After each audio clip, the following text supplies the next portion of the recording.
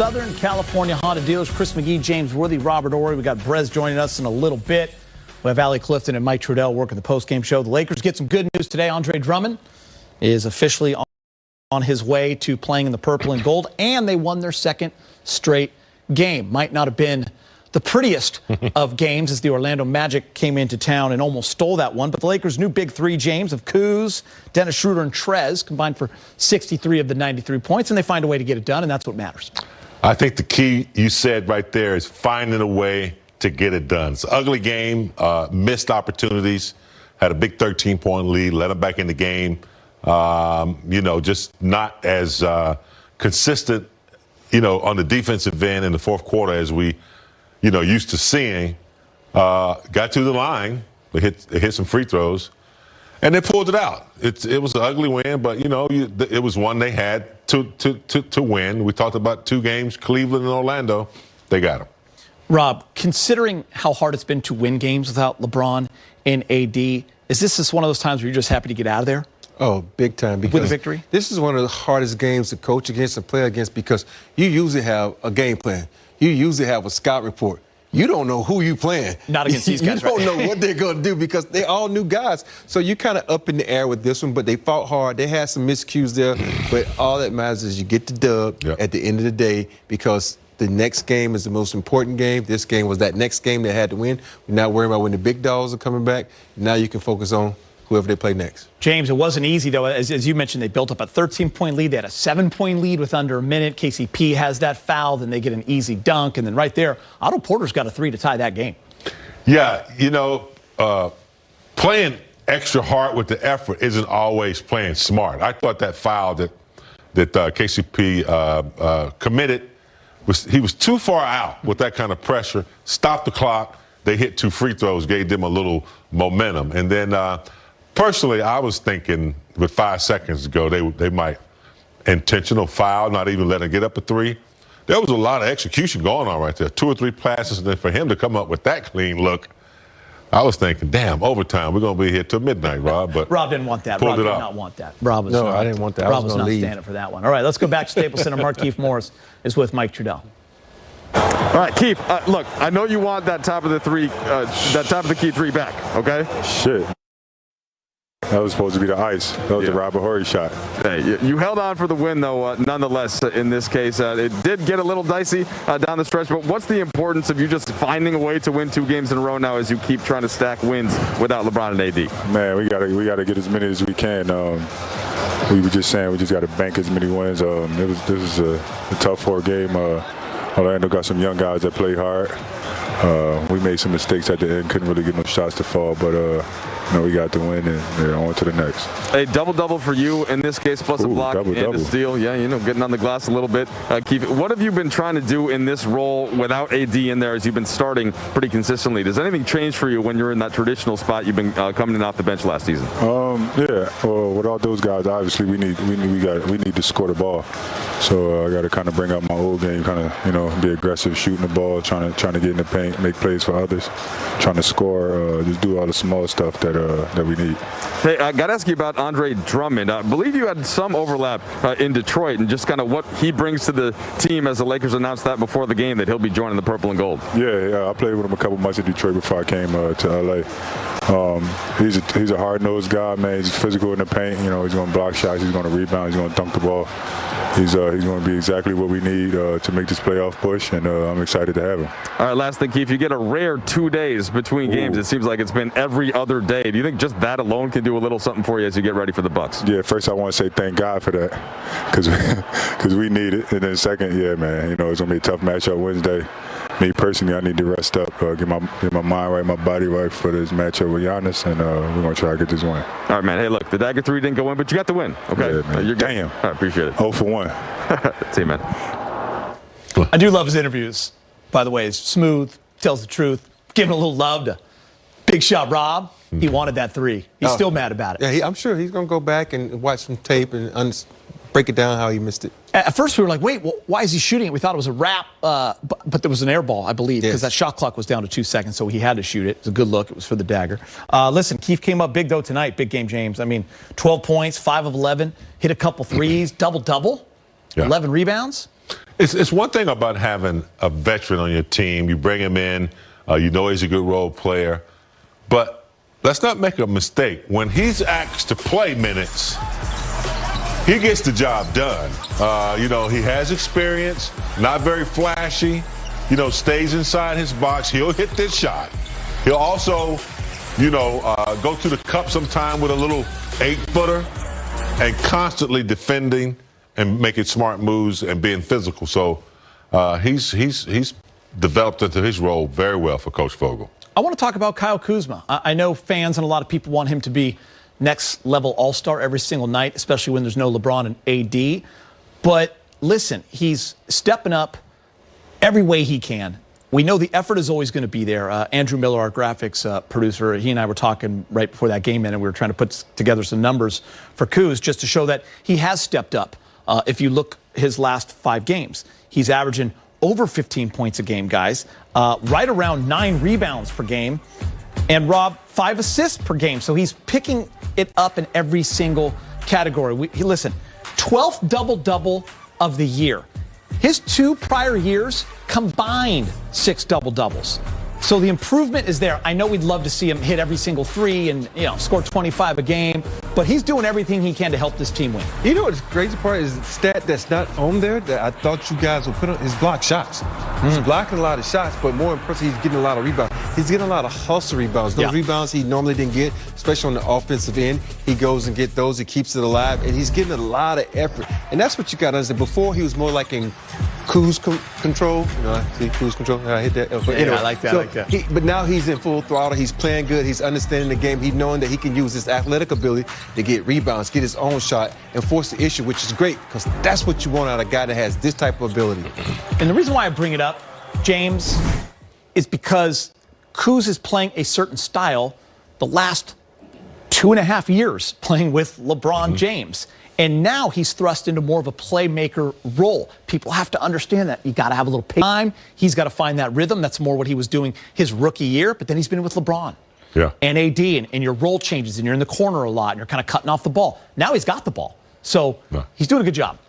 It's like, and, you know, I like golf analogies. You're a golfer. It's like breaking your swing down all over again. After you've gotten a little bit better, he's had to start all over again. And that's what I love about his development. He's suffered through injuries, you know, trade talk, and you know, he had to redefine his game and become a rebounder and a defender. And now with LeBron and AD out, he's taking responsibility, and that's what I was looking for. He's got the numbers, he's playing the game, but now he's taking responsibility of knowing I'm the guy now. He's not overdoing it, but he knows that if they're not going inside the trash, that he's the guy that can create a shot. They're looking for him.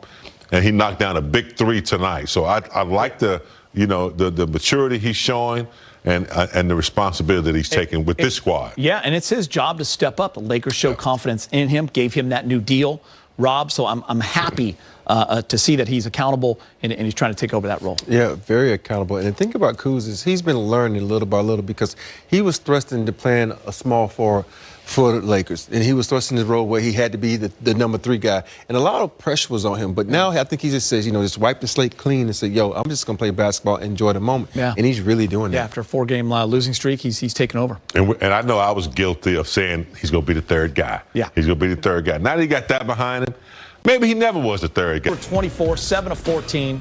Kuz with 21, 8 for 20, 11 rebounds. Trez, 18 points, 11 rebounds, 2 blocks. Lakers get the win. They get to 30 wins. Rob drives the Trez truck, but I'm riding shotgun. He's already talking to Mike in the media. Hey, Trez, what was the key in that 4th quarter after Orlando had battled back to get the lead? Where did you guys buckle in to turn the game back around? We started packing the paint, making them make extra passes and shoot uncomfortable threes that they didn't want to take. You know, they're a big team known for scoring a lot in the paint and, you know, causing a lot of havoc with driving, and then finding somebody down low on the baseline. So we really just wanted to pack the paint and make sure that, you know, we make them kick it out, and then we closed out to the 3-point line. And Trez, just before the game, we learned that Andre Drummond is going to be joining the mix. Just wonder what you thought of him in battles you guys have had over the years and what he might add to you. I mean, he's a strong, solid player, man, on both ends of the floor, man, offensively and defensively. High caliber blocking shots, defensive rebound on the offensive end of the floor. He's a load.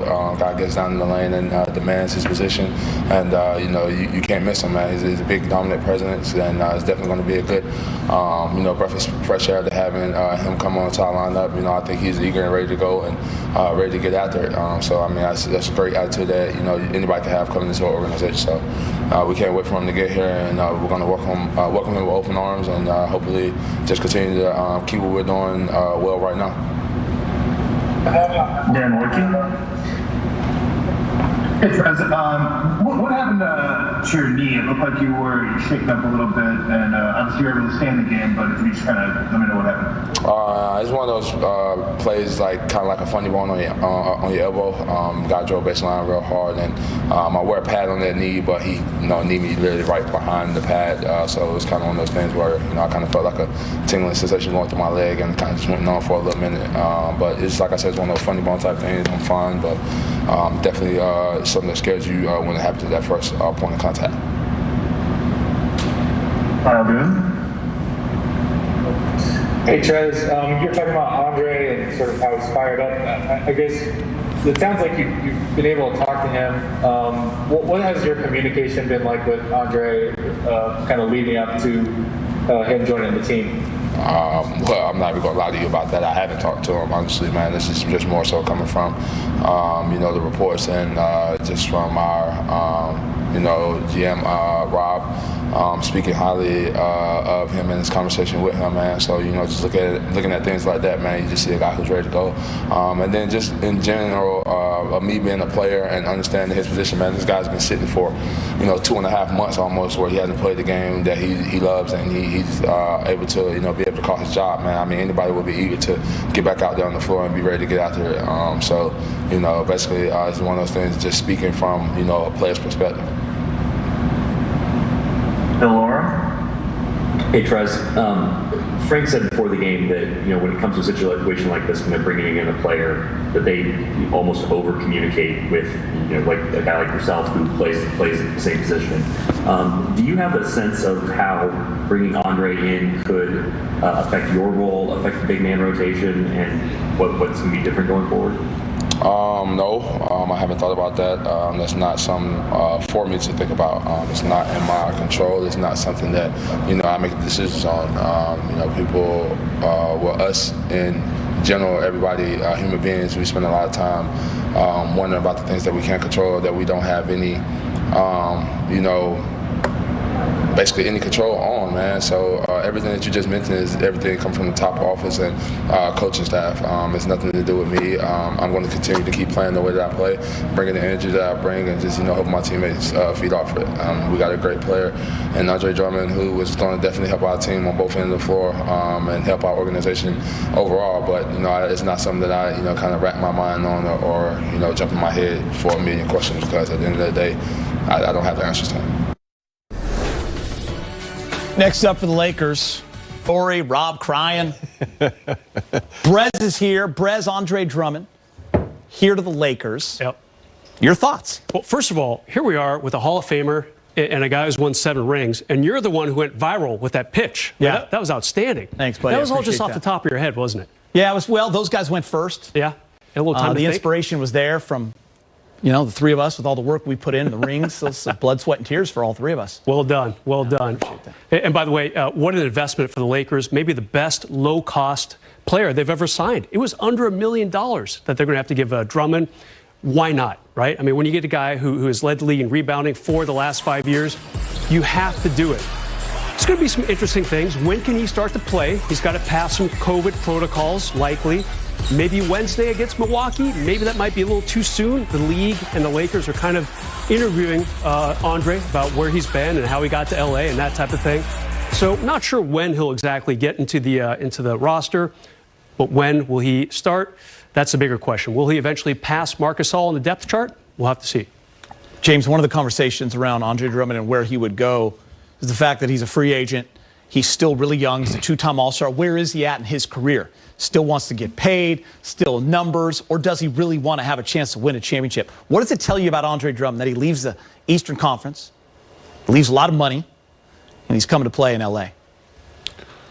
Well, he's made a decision. You know, first he wanted to get out of Detroit. His options, if I'm correct, are pretty good. He gets the free agent next year. Oh, yeah, in about 4 months. So, you know, he's young.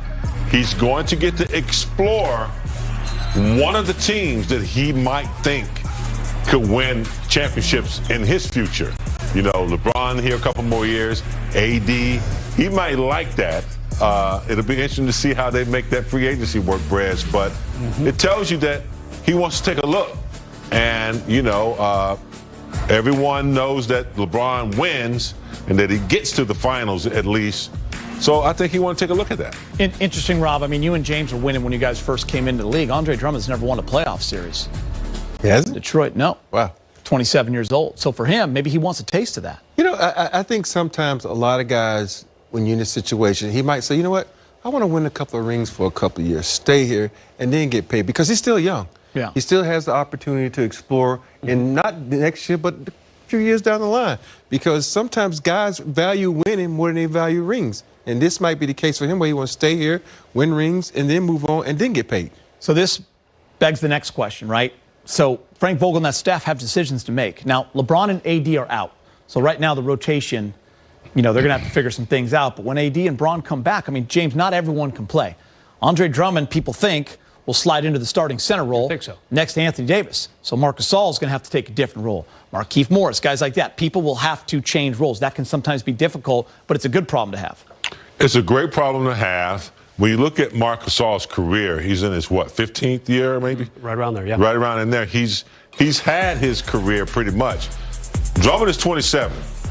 Mark's going to have to understand that. He's going to have to understand that his minutes might go down, and he'll fit into that role perfectly. He can back up, AD. He can back up, Drummond. He can come in the game for Trez if he has to. I think it's a perfect scenario. And to me, those are the only minutes that I think will be deducted, in my opinion. You know, if you're a realist here, you have to look around that team. You know, when THT was playing good, we sat here and said someone's going to lose minutes. It's Wes Matthews. It was Wes Matthews. And so if you look at this team and you go by productivity, it's going to have to be Marc Gasol. And you don't want to say it because he's done so much, but you have to look at what Drummond can do compared to Marc. I know everybody said, well, start Marc a little bit and then bring Drummond off the bench. But no, I think you just start Drummond. Yeah. And Marc said, Marc, take a page out of Wes Matthews' book, take a page out of Twin book, but stay ready, because we might need you. Yeah, and listen, Brez, it'll change the style of play. Drummond is not the space the floor, shoot a three type of center. Yeah, his career three-point percentage, I think, is 12%. So he's not going to be raining any threes, that's for sure. Hard to argue with a guy, though, who just 2 months ago, when everything was still going great in Cleveland, before they acquired Jarrett Allen, Drummond had a game against the Knicks, 33 points and 23 rebounds. This guy can score. He can carry teams. The knock, kind of what you and Rob were talking about earlier, he hasn't been a winner in the playoffs. So this guy kind of has to prove, like Kevin Love did a few years ago in Cleveland, I can join a winning team, help them get championships. I'm not always going to be a loser, so to speak, as far as lack of playoff experience and playoff wins. Here's the perfect opportunity for him to show that he can definitely win some playoff games. 49% from the free throw line as well. And look at Dwight Howard last year, too. He had that knock on him, came here, helped the team win a ring. All right, Drummond's new team raged and grabbed 52 rebounds in the win over Orlando. Frank Vogel's happy about it, and he's speaking with Mike in the media. Hey, Frank, you mentioned how teams can be dangerous in certain situations when they don't have some of their players. I know you don't have a couple of your players, but did you feel Orlando's confidence building and how loose they were playing, and did that feel more dangerous in that second half? Well, yeah, they definitely got more of a rhythm. You know, I think our defense was really executed at a high level to start the game. I think they were out of rhythm. They weren't getting really anything in terms of shot quality. And but as we struggle to make shots, I do think they found a little bit of rhythm and gained confidence as the game went along. But I love the way our guys played. It certainly wasn't pretty, but we executed well and got high shot quality. We couldn't throw it in the ocean.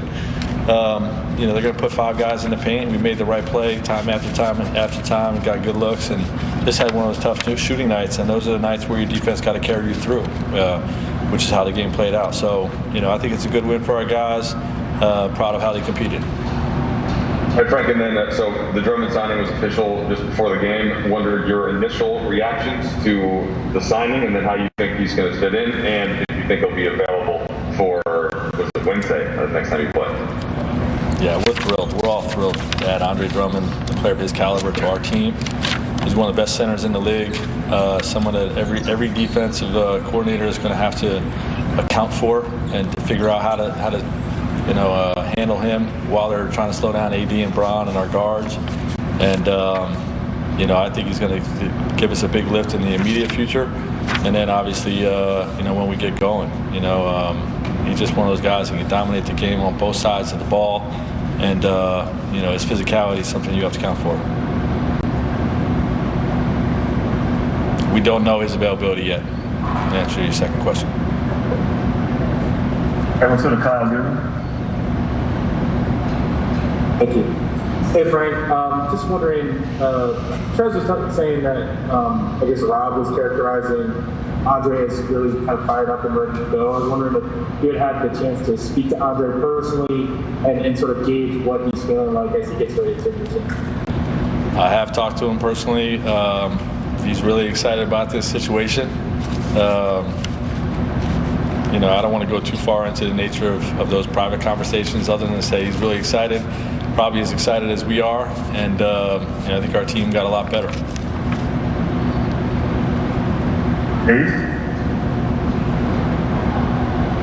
Hey, Frank, Andre hasn't played, I guess, since mid-February. When did he enter into your radar, Lakers management's radar as a potential target? Was it around then when the Cavs kind of put him on the shelf to pursue deals? Were you maybe talking about him even this summer or this fall, this winter, going into the season as a potential guy? I guess when did he become a target? Yeah, it's tough to pick a certain point. Obviously when they did what they did in terms of said that they might consider a trade or a buyout.